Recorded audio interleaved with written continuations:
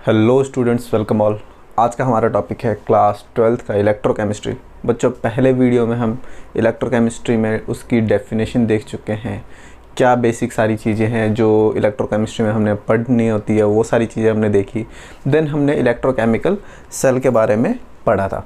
बच्चों, आज का हमारा टॉपिक होगा गैल्वेनिक सेल। हमने लास्ट वीडियो में भी आपको बताया था, थोड़ा आइडिया दिया था गैल्वेनिक सेल क्या होता है। ठीक है, तो अभी वापस स्टार्ट करते हैं। तो बच्चों, अगर आपने पिछला वीडियो नहीं देखा है, प्लीज़ उसको जाके देखिए। थोड़ा आपको कॉन्टेक्स्ट मिलेगा कि हम आगे अभी क्या कंटिन्यू कर रहे हैं। तो सबसे पहले हम स्टार्ट करते हैं गैल्वेनिक सेल। तो थोड़ा सा बच्चों मैं पीछे लेके जाता हूँ और मैं आपको डिफरेंस बताता हूँ इलेक्ट्रोकेमिकल सेल और गैल्वेनिक सेल में बेसिकली क्या है। तो गैल्वेनिक सेल में क्या होता है कि जो भी केमिकल रिएक्शन होता है उससे जो एनर्जी प्रोड्यूस होती है ना, जो भी केमिकल रिएक्शन होता है, दैट मीन्स केमिकल एनर्जी को किस में कन्वर्ट करते हैं आप? इलेक्ट्रिकल एनर्जी में। दैट मीन्स यहाँ पे जो केमिकल रिएक्शन हो रहा है उससे इलेक्ट्रिसिटी प्रोड्यूस होती है और उस इलेक्ट्रिसिटी को स्टोर करके फर्दर आप कुछ और यूज़ कर सकते हो। ये तो हो गया गैल्वेनिक सेल। इलेक्ट्रोकेमिकल सेल में आप क्या करते हो? बाहर की इलेक्ट्रिसिटी की हेल्प से, एक्सटर्नल सोर्स की हेल्प से आप क्या करते हो? रिएक्शन को कंट्रोल कर सकते हो। अगर आप पिछला वीडियो देखोगे तो उसमें आपने देखा होगा कि हम क्या कर सकते हैं कि कुछ रिएक्शन आपको है, जैसे सपोज अगर आपसे पूछा गया कि ZnSO4 है, इसमें अगर मैं Cu ऐड करूंगा तो क्या होगा, तो आप बोलोगे नो रिएक्शन। अगर आपने ये चैप्टर नहीं पढ़ रखा है लेकिन आपने पिछले वीडियो में देखा होगा, फर्स्ट टॉपिक में देखा होगा कि इसको हम करा सकते हैं। अगर मैं ऊपर एक एक्सटर्नल सोर्स लगा दूं और उसमें एक्सटर्नल वोल्टेज रिवर्स डायरेक्शन में 1.1 वोल्ट से ज़्यादा अप्लाई करूँ तो होता है। तो सबसे पहले स्टार्ट करते हैं गैल्वेनिक सेल क्या है और क्या क्या टॉपिक कवर करने वाले हैं हम, कौन कौन सी चीज़ें गैल्वेनिक सेल में कवर करने वाले हैं वो हम पहले लिस्ट डाउन कर लेते हैं। दैट इज़ डेफिनेशन देखेंगे हम, फिर हम देखेंगे हाफ सेल क्या होते हैं, रिडॉक्स कपल किस चीज़ को बोलते हैं, इलेक्ट्रोड पोटेंशियल किसको बोलते हैं, सेल पोटेंशियल किसको बोलते हैं। तो बेसिकली इस टॉपिक में हम समझने की कोशिश करेंगे गैल्वेनिक सेल क्या है और उससे रिलेटेड जितने भी टर्मिनोलॉजीज़ हैं वो टर्मिनोलॉजीज़ कौन कौन सी है। तो सबसे पहले बच्चों डेफिनेशन क्या हुआ गैल्वेनिक सेल का। तो गैल्वेनिक सेल बेसिकली क्या करता है? गैल्वेनिक सेल कन्वर्ट करता है केमिकल एनर्जी को इलेक्ट्रिकल एनर्जी में। ठीक है, कैसे रिएक्शन के लिए? स्पॉन्टेनियस रिएक्शन के लिए। तो अगर आपसे पूछा जाए गैल्वेनिक सेल इसकी डेफिनेशन क्या है, तो इट कन्वर्ट्स, ये एक ऐसा सेल है which converts chemical energy of a spontaneous reaction into electrical energy। I hope आपको समझ आया होगा। ये गैल्वेनिक सेल क्या करता है? किसी भी केमिकल रिएक्शन से जो एनर्जी प्रोड्यूस होती है उसको इलेक्ट्रिकल एनर्जी में कन्वर्ट कर देता है। कैसे chemical reaction? Spontaneous chemical reaction. अगर आपको क्लास 11th का थर्मोडायनेमिक्स याद हो तो वहाँ पे स्पॉन्टेनिटी, आपको कैपिटल S क्या होते हैं वो ध्यान होगा। देखो सिंपल सी चीज़ है, स्पॉन्टेनियस रिएक्शन जो होता है ना, एंट्रोपी। स्पॉन्टेनियस रिएक्शन बहुत सारी चीज़ें, स्पॉन्टेनियस रिएक्शन को डायरेक्टली S नहीं बोलते आप स्पॉन्टेनिटी किसी रिएक्शन की जो होती है ना वो वेरियस चीज़ों से निकालते हो। उसके लिए आप डेल्टा G की वैल्यू, डेल्टा H की वैल्यू, डेल्टा S की वैल्यू, एंट्रोपी की वैल्यू, ये सारी चीज़ें डिपेंडेंट होती है। और अगर मैं बोलूँ कि अगर आप किसी रिएक्शन को स्पॉन्टेनियस प्रूफ करना चाहते हो तो delta G equals to delta H minus T delta S होता है। ओके, ये क्लास 11th में आपने पढ़ा होगा। अभी यहाँ पे क्या है? This is Gibbs energy, this is enthalpy, this is temperature, this is entropy. Okay, तो याद रखना बच्चों, अगर कोई भी रिएक्शन स्पॉन्टेनियस है तो डेल्टा जी की वैल्यू नेगेटिव होती है।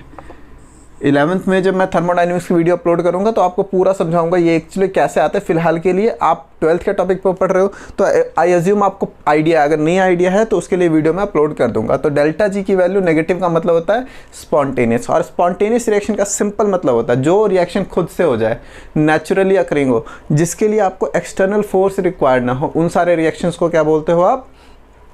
Spontaneous reaction. ठीक है, जैसे अगर आप CuSO4 के अंदर Zn डाल दोगे तो वो खुद से हो जाएगा। ठीक है, तो उसको आपने स्पॉन्टेनियस रिएक्शन बोला। लेकिन ZnSO4 के अंदर Cu डालोगे तो कुछ भी नहीं होगा। अगर आपको रिएक्शन कराना है तो एक्सटर्नल फोर्स अप्लाइड होगा, एक्सटर्नल फोर्स लगाने की जरूरत पड़ेगी, तो इसका मतलब वो रिएक्शन नॉन स्पॉन्टेनियस हो गया। आई होप आपको क्लियर हुआ होगा दोनों में क्या है, एंड डेफिनेशन क्या होती है ये भी आपको क्लियर हुई है।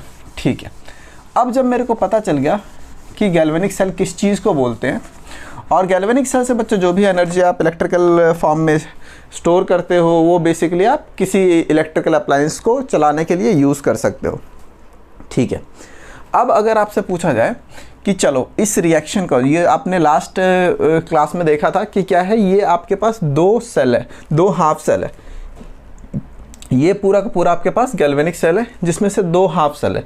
एक हाफ सेल में आपके पास जिंक इलेक्ट्रोड है, दूसरे में कॉपर इलेक्ट्रोड है, एक के पास ZnSO4 है, दूसरे में CuSO4 है, और यहाँ पर रिएक्शन होता है तो करंट एंड इलेक्ट्रॉन का फ्लो होता है। मैं थोड़ा सा वापस रिकॉल कराऊँ आपको, तो रिएक्शन इसमें जो स्पॉन्टेनियस रिएक्शन है वो क्या होगा, CuSO4 plus Zn gives ZnSO4 plus Cu। अब इसको अगर मैं आयनिक फॉर्म में लिखना चाहूँ तो Cu2 plus Zn gives Zn2 plus Cu, है ना। तो देखो कॉपर 2 प्लस है, उसमें अगर दो इलेक्ट्रॉन ऐड हो रहा होगा तभी तो वो कॉपर बनेगा ना, कॉपर सॉलिड। देखो इससे ये चीज़ कैसे बनेगी, जब ये Cu2 प्लस है उसको नॉर्मल कॉपर बनना है, दो इलेक्ट्रॉन ऐड कर लिया, ठीक है, ये आपका एक्वस है। नाउ अगर जिंक को Zn2 प्लस बनना है तो उसने क्या किया, दो इलेक्ट्रॉन लूज किए, ठीक है, दो इलेक्ट्रॉन लूज किए, तो ये सॉलिड है और ये एक्वस है, ठीक है, क्योंकि ये इलेक्ट्रोलाइट बन गया। मैं इलेक्ट्रोलाइट पे भी आता हूँ अभी, बट फिलहाल आपको ये चीज़ समझ आई कि आयनिक फॉर्म में कैसे लिखा। अच्छा, अगर आपसे क्वेश्चन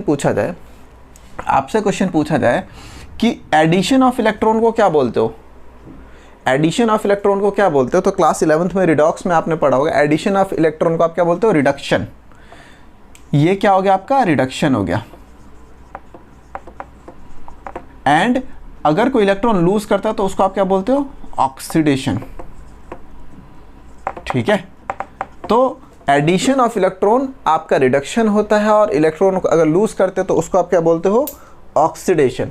तो देखो हमने बोला कि हम पढ़ेंगे हाफ सेल क्या होते हैं, तो हाफ सेल क्या हुआ, एक आधे को, ये पूरा जो दो आप जो पूरी ये बनी हुई देख रहे हो सेल, इसमें दो पार्ट होते हैं, ठीक है, एक को एक हाफ सेल बोलते हैं, दूसरे को दूसरा हाफ सेल बोलते हैं, तो बेसिकली हाफ सेल हो गया। ओके, ये एक, ये दूसरा हाफ सेल, ठीक है। तो हाफ सेल आप बेसिकली, हाफ सेल तो हो गया कि अलग अलग पार्ट जहाँ पे पूरा एक इलेक्ट्रोड हो, एक इलेक्ट्रोलाइट हो, ठीक है, उसको आपने हाफ सेल बोल दिया। अभी हाफ सेल क्या होते हैं, दो तरीके के हो सकते हैं, रिडक्शन हाफ सेल हो सकता है, ऑक्सीडेशन हाफ सेल होता है। अब बच्चों अगर आपसे क्वेश्चन पूछा जाए कि रिडक्शन हाफ कौन सा है, रिडक्शन हाफ कौन सा है, कॉपर वाली चीज़ को रिडक्शन हाफ बोल रहा हूँ, तो दैट मीन्स ये वाला जो हो गया ये आपका क्या हो गया, रिडक्शन हाफ हो गया, ये क्या हो गया, रिडक्शन हाफ हो गया। और जिंक वाला सिस्टम क्या हो गया, ऑक्सीडेशन हाफ हो गया, ठीक है। तो इसीलिए इसको आप रिडॉक्स कपल बोलते हो, क्योंकि देखो दो चीज़ें हैं, ठीक है, दो चीज़ों के लिए वर्ड कपल आ गया, रिडॉक्स, रिडॉक्स का मतलब जहाँ पे रिडक्शन और ऑक्सीडेशन दोनों चीज़ें हो रही है। हाँ, तो ऐसे ये दो कपल है जहाँ पे एक पार्ट पे क्या हो रहा है, रिडक्शन हो रहा है जहाँ पे इलेक्ट्रॉन गेन कर रहा है, और एक पार्ट पे ऑक्सीडेशन हो रहा है जहाँ पे इलेक्ट्रॉन क्या कर रहा है, वो लूज कर रहा है। तो आई होप आपको समझ आया होगा कि इसको हाफ सेल को ये रिडॉक्स कपल क्यों बोला जाता है। एक और चीज़ बच्चों, जहाँ पे भी ऑक्सीडेशन होता है उस हाफ को आप एनोड बोल रहे हो, और जहाँ पे भी रिडक्शन हो रहा उस हाफ को आप गैल्वेनिक सेल में कैथोड बोल रहे हो। ये भी याद रखना काफ़ी इंपॉर्टेंट है। तो आई होप आपको समझ आया होगा डेफिनेशन क्या होती है गैल्वेनिक सेल की। आई होप आपको समझ आया होगा हाफ सेल किस चीज़ को बोलते हो, उसको रिडॉक्स कपल क्यों बोलते हो, दोनों हाफ सेल को। अब हम आते हैं सेल पोटेंशियल के ऊपर, सेल पोटेंशियल के ऊपर। अच्छा, सेल पोटेंशियल को समझने से पहले आपको समझ में आना चाहिए पोटेंशियल या पोटेंशियल डिफरेंस क्या होता है। ओके, आपको क्या समझ आना चाहिए, पोटेंशियल या पोटेंशियल डिफरेंस क्या होता है। तो अगर बच्चों आपसे क्वेश्चन पूछा जाए कि पोटेंशियल या पोटेंशियल डिफरेंस क्या होता है, तो आप बता सकते हैं। अब वीडियो पॉज करो, सोचो पोटेंशियल डिफरेंस क्या होता है। वैसे आपको पता होना चाहिए, तो वीडियो रिज्यूम करके देखो कि एक्चुअली क्या होता है। तो सबसे पहले मैं इलेक्ट्रोड पोटेंशियल डिफरेंस, ये सारी चीज़ें सबसे पहले आपको समझ में आना चाहिए पोटेंशियल क्या होता है। देखो, अगर सपोज करो कि कोई यूनिफॉर्म इलेक्ट्रिक फील्ड है, ओके, यूनिफॉर्म इलेक्ट्रिक फील्ड है, पॉजिटिव चार्ज है, तो इस पर चार्ज क्या होगा, बाहर की साइड जाएगा। आपने फिजिक्स में इलेक्ट्रोस्टैटिक्स में पढ़ा है। अब यहाँ पे कोई छोटा सा test charge plus test charge रख दूँ मैं, तो क्या होगा, इस पे बाहर की साइड को एक फोर्स एक्सपीरियंस होगा, है ना, है या ना, बाहर की साइड को फोर्स एक्सपीरियंस होगा, ठीक है। अगर मैं मान लूँ कि जो ये चार्ज है, ये जो चार्ज है पॉजिटिव चार्ज है और इसका फील्ड यहाँ तक है, कि मतलब अगर इसके बाहर कोई चार्ज रखता हूँ तो ये इसको बिल्कुल भी इन्फ्लुएंस नहीं करता, तो ऐसे पॉइंट को मैं इन्फिनिटी बोल देता हूँ इसके रिस्पेक्ट में। तो मैं बोलता हूँ कि किसी पॉजिटिव चार्ज को इन्फिनिटी से फील्ड में लाने के लिए जितनी एनर्जी लगानी पड़ेगी उसको आप पोटेंशियल बोलते हो। समझ में आई बात? इन्फिनिटी से, इन्फिनिटी का मतलब यहाँ पे ये नहीं कि सही में इन्फिनिटी का सिंपल मतलब होता है उसके फील्ड के बाहर की कोई भी चीज़ उसको इन्फिनिटी काउंट करेगा ये। तो इन्फिनिटी से इस फील्ड के, जैसे ये इलेक्ट्रिक फील्ड लगा रहा है, अब इलेक्ट्रिक फील्ड लगा रहा है तो एक सर्टेन पोजीशन तक ही तो इसके इन्फ्लुएंस को कर सकते हो। अभी ऐसा तो नहीं है अर्थ की ग्रेविटेशनल फील्ड आप मतलब 500 लाइट ईयर्स दूर चले जाओ कहीं यूनिवर्स में तो वहाँ पे भी एक्सपीरियंस होगी, ज़रूरी नहीं है, ठीक है। तो हर हेवनली बॉडी की एक ग्रेविटेशनल फील्ड होती है और उसकी एक रेंज होती है कि यहीं तक एक्सपीरियंस कर सकते हो। इसी तरीके से हर चार्ज की एक चार्ज की फील्ड होती है जहाँ तक उसके इन्फ्लुएंस को आप एक्सपीरियंस कर सकते हो। उसके बाहर के सारे पॉइंट यहाँ पे इन्फिनिटी कहला रहे हैं। तो इन्फिनिटी से अगर मैं किसी चीज़ को, किसी चार्ज को फील्ड के अंदर लाना चाहूँ तो ऑब्वियस सी बात है, जैसी मैं फील्ड में जहाँ से एक्सपीरियंस चालू कर देगा वो अपोज करने का, क्योंकि ये पॉजिटिव चार्ज है, वो पॉजिटिव चार्ज है, वो धक्का देने लगेगा। तो अगर आपको अंदर लाना तो आपको एनर्जी लगानी पड़ेगी ना, अदरवाइज तो नहीं आएगा वो। तो वो जितनी एनर्जी आपको लगानी पड़ी इन्फिनिटी से एक पर्टिकुलर पॉइंट पे लाने के लिए, वो उस पॉइंट का ए का पोटेंशियल हो गया। तो बताओ पोटेंशियल डिफरेंस क्या होता है। अब मान लो फील्ड के अंदर ही ए से मेरे को और क्लोज बी तक लाना है ना, तो मेरे को और ज़्यादा एनर्जी लगानी पड़ेगी। तो फील्ड के अंदर एक पॉइंट से दूसरे पॉइंट को मूव करने के लिए जितना डिफरेंस है पोटेंशियल का, वहाँ पे सपोज कर लो इन्फिनिटी से ए तक लाने में x यूनिट्स लगी, इन्फिनिटी से b तक लाने में y यूनिट्स लगी, तो y माइनस एक्स कहाँ से कहाँ तक लाने के लिए होगा, a से b तक। तो इसको आप पोटेंशियल डिफरेंस बोलोगे a और b का। आई होप आपको समझ में आया होगा कि पोटेंशियल क्या होता है, पोटेंशियल डिफरेंस क्या होता है। तो कभी भी जब इलेक्ट्रॉन को फ्लो करना होता है ना, इलेक्ट्रॉन को फ्लो करना होता है तो उसको डिफरेंस चाहिए। सपोज एक बच्चा है, दो लोग खड़े हैं, ठीक है, इन दोनों को ही नहीं जानता ये, अभी दोनों सेम टाइप का चॉकलेट दिखा रहे हैं, इसको समझ नहीं आ रहा किधर जाना। अभी ये दो चॉकलेट दिखाएगा तो ये इधर की साइड जाएगा, इसको लालच है कि चलो मेरे को एक की जगह दो मिलेगा इधर जाऊंगा। तो कुछ तो डिफरेंस है ना इसके मूवमेंट के लिए। इसी तरीके से इलेक्ट्रॉन का अगर मूवमेंट कराना है आपको, इलेक्ट्रॉन का अगर मूवमेंट कराना है तो आपको पोटेंशियल का डिफरेंस दिखाना पड़ेगा इलेक्ट्रॉन को, अदरवाइज इलेक्ट्रॉन मूव नहीं करेगा। अगर पोटेंशियल डिफरेंस जीरो है, दोनों साइड को बराबर पोटेंशियल है, तो कभी भी इलेक्ट्रॉन फ्लो नहीं करता। जब तक पोटेंशियल डिफरेंस नहीं होगा तब तक इलेक्ट्रॉन फ्लो नहीं करता। सिंपल, आप किसी भी, आपको करंट लगता है तो आपके बॉडी से करंट फ्लो करती है, इसीलिए आपको करंट लगता है। करंट क्यों फ्लो करता है मेरे बॉडी से? क्योंकि अर्थ का पोटेंशियल जीरो है और आप जो भी सोर्स को छू रहे हो उसमें 220 वोल्ट है, तो आपको एक सोर्स पे 220 वोल्ट है, दूसरे साइड पे जीरो, डिफरेंस मिल गया। अभी इलेक्ट्रॉन ने फ्लो करना चालू कर दिया। वही ऊपर नीचे बराबर पोटेंशियल होता तो इलेक्ट्रॉन फ्लो नहीं करता आपके बॉडी से। तो ये चीज़ बहुत इंपॉर्टेंट है समझना कि जब तक डिफरेंस नहीं होगा पोटेंशियल में, जब तक इलेक्ट्रॉन फ्लो नहीं करेगा। तो अब आते हैं इलेक्ट्रोड पोटेंशियल क्या होता है। देखो, इलेक्ट्रोड पोटेंशियल जो होता है ना, इलेक्ट्रोड पोटेंशियल का मतलब होता है potential difference between electrode and electrolyte. देखो, ELECTROD, इलेक्ट्रोड एंड इलेक्ट्रोलाइट। देखो, इलेक्ट्रोड तो ये रॉड हो गए जो दोनों है जिंक एंड कॉपर।